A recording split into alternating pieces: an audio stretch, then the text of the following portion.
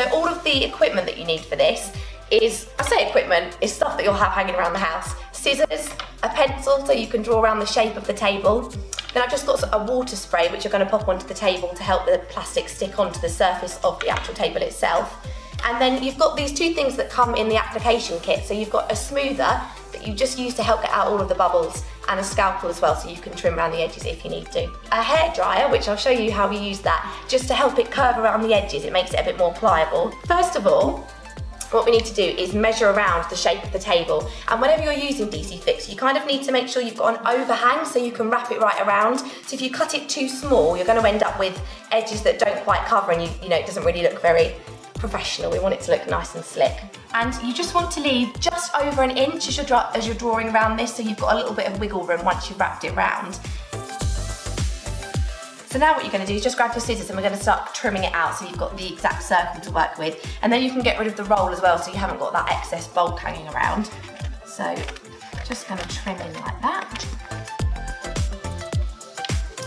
Sprigs of water. We're going to start pinning it back and sticking it on. You need to make sure once you're peeling it back that you've still got enough room on all of those edges.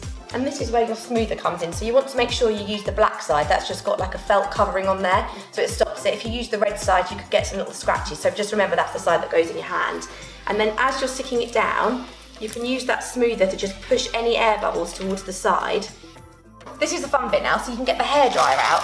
And what this does, as we're going to apply some heat, because it's a curved surface, it just makes it a bit more pliable. You can almost watch the sticky back plastic change. It becomes a bit more stretchy, it has a bit more give to it.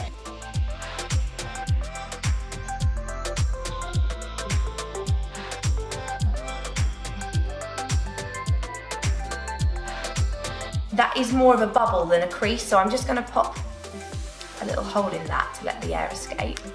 So this bit on the bottom, you'll notice that there's all that excess. Obviously we're not going to leave that there, but the best thing to do, because it takes 24 hours for it to fully stick, is to just leave it and come back to it tomorrow. And then what I would do is just using the scalpel, I'd use probably about 1 centimetre overlap, and just leave that there where it's nice and smooth on the edges, and you can trim off all of this. You can put your tea or coffee on the top, it doesn't matter, it's heat resistant, so I can sit on the sofa, have a cup of tea and just admire my handiwork.